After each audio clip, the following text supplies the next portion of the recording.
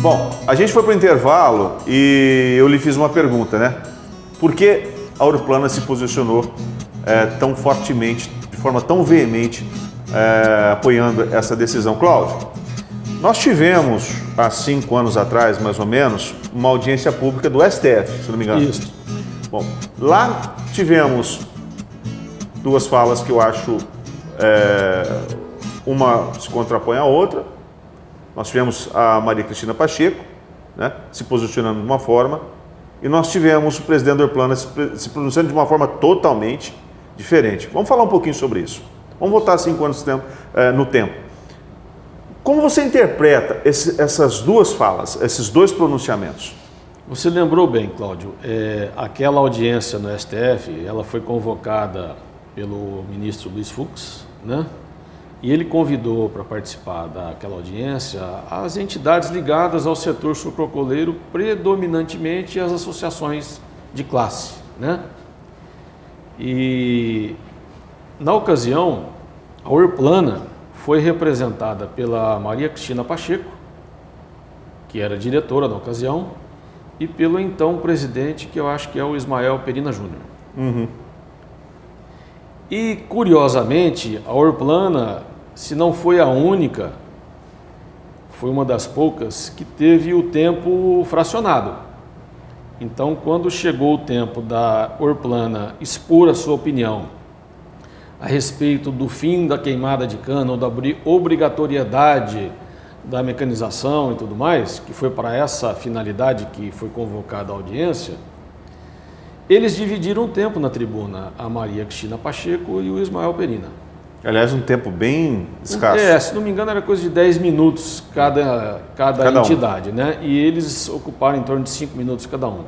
Mas o que chama atenção é que a Maria Cristina, ou a dona Maria Cristina Pacheco, ela expôs a preocupação, né, como produtora, presidente da associação que ela era na ocasião, do que poderia acarretar para o pequeno produtor essa mecanização pesada e antecipada, né? E ela expôs com muita clareza as dificuldades de aquisição, os preços e tudo mais.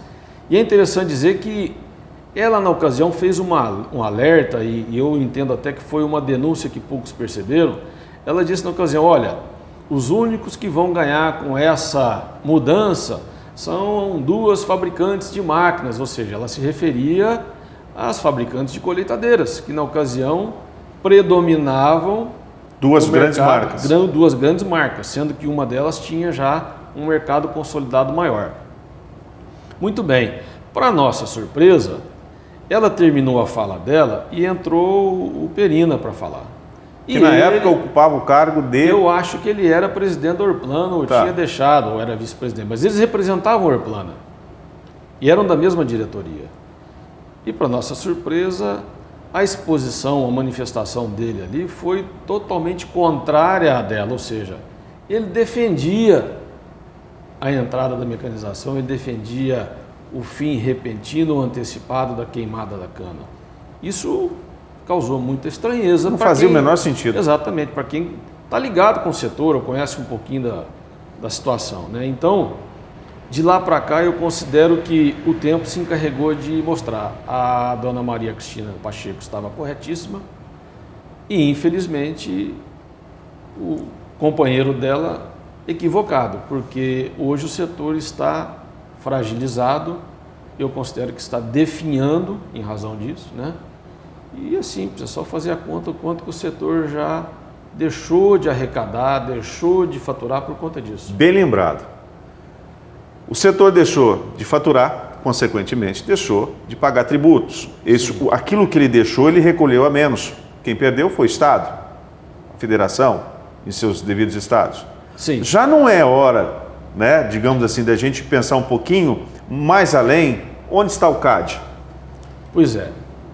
Eu tenho pensado a respeito disso, tenho comentado com as pessoas no dia a dia. Eu acho que o assunto transcendeu a porteira do canavial. Porque, como você disse, nós perdemos faturamento, as usinas perderam faturamento, a sociedade perdeu emprego, entrou numa crise de desemprego ferrenha, né? Desculpa do termo, e o Estado deixou de arrecadar. Então, Monte Aprazível, por exemplo, que é uma cidade pequena, altamente dependente do setor canavieiro, está pagando caro essa conta.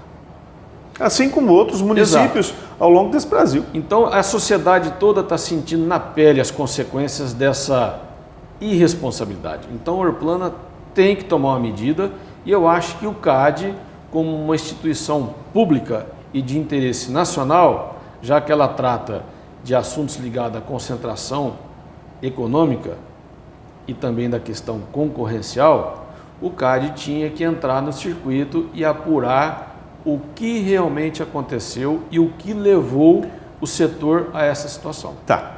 Traduzindo, quais foram os interesses devidamente, veja bem, devidamente defendidos pela Orplana? Porque, ao meu ver, para que você que acompanha o setor, não faz o menor sentido você impor a um setor um forte endividamento em função de uma tomada de decisão tão antecipada. Veja bem, nós não estamos falando de sustentabilidade aqui, não esquece isso. A sustentabilidade, ela apenas é uma coisa que jogaram para a sociedade, mas na verdade não era nada disso. Primeiro que é impossível você defender uma questão sustentável de uma commodity. Isso deveria ser feito? Sim. O caminho era esse? Sim. Só que de forma mais gradual, mais acentuada e equilibrada. Essa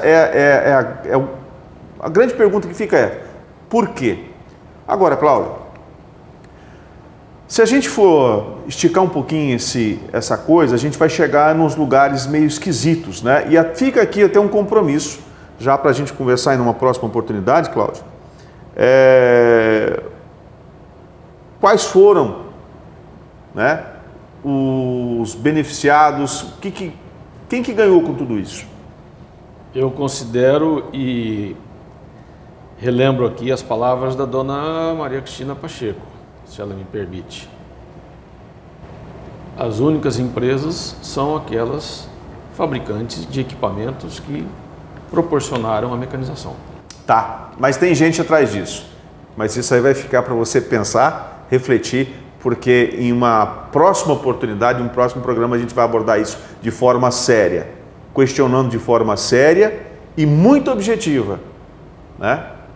Quem foram os grandes ganhadores de tudo isso?